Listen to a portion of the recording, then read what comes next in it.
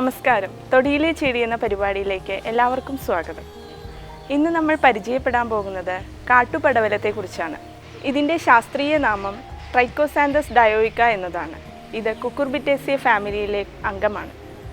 സംസ്കൃതത്തിൽ ഇതിനെ തിക്ത, പടോല, രാജീഫല എന്നെല്ലാം പറയുന്നു.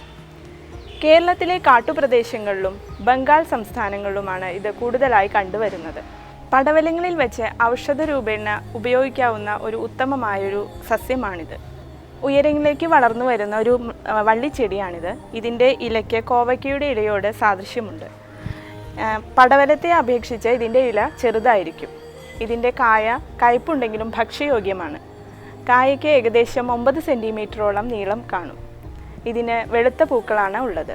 പത്രകക്ഷങ്ങളിൽ നിന്നും സ്പ്രിങ് പോലെയുള്ള ഭാഗം ഉപയോഗിച്ചാണ് ഇത് മുകളിലേക്ക് ചുറ്റിക്കയറുന്നത്. വേര്, തണ്ട്, ഇല, പൂവ്, കായ തുടങ്ങിയവയെല്ലാം തന്നെ ഇതിൻ്റെ ഔഷധയോഗ്യമായ ഭാഗങ്ങളാണ്. അന്നജം, കാൽസ്യം, മഗ്നീഷ്യം, പൊട്ടാസ്യം, ഗന്ധകം തുടങ്ങിയ ധാതുക്കളെല്ലാം ഇതിൽ അടങ്ങിയിട്ടുണ്ട്. ആൺചെടിയും പെൺചെടിയും പ്രത്യേകമായിട്ട് കാണപ്പെടാറുണ്ട്. ആയുർവേദത്തിൽ ഇതിൻ്റെ വേര് വയറിളക്കാനായിട്ടാണ് ഉപയോഗിക്കുന്നത്.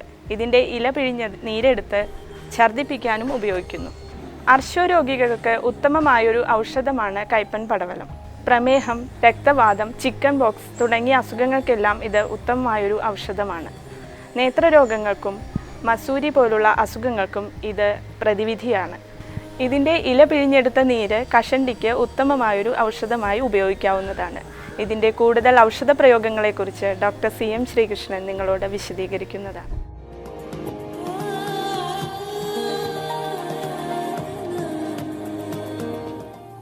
പടവലാതി കഷായം എന്ന് കേൾക്കാത്തവരില്ല. അതിൽ ഏറ്റവും പ്രധാനമായ ചേരുവയാണ് ഈ കയ്പൻ പടവലം. ഇതിൻ്റെ ഏറ്റവും പ്രധാനമായ ഉപയോഗം എന്ന് പറയുന്നത് രക്തശുദ്ധീകരണമാണ്. അതായത് രക്തം ശുദ്ധീകരിച്ച് ഈ ത്വക്ക് രോഗശമനമാണ് ഈ പടവലാതിയുടെ ഗുണം. കയ്പൻ പടവലം എന്ന് പറയും. അതിൻ്റെ സമൂലം എടുക്കാൻ വേണമെങ്കിൽ വേര് കഷായം വെച്ചിട്ട് കൊടുത്തു കഴിഞ്ഞാൽ വയറൊക്കെ ഇളകി രക്തം ശുദ്ധീകരിച്ച് ചൊറി ചരങ്ങളൊക്കെ മാറും. പിന്നെ ഇതിൻ്റെ ഒരു പ്രധാനപ്പെട്ട ഇതിൻ്റെ ഒരു കിഴങ്ങുണ്ട്, പടവലങ്ങ എന്ന് പറയും, ചെറുതാ. അത് ദിവസേന നുറുക്കിയിട്ട് നെയ്യിൽ പൊരിക്കുക അല്ലെങ്കിൽ വേവിക്കുക. അങ്ങനെ കഴിച്ചു കഴിഞ്ഞാൽ ഈ അർശരോഗികൾക്ക് വളരെ നല്ലതാണ്. ശരിക്കും അത് ചുരുങ്ങിപ്പോകും.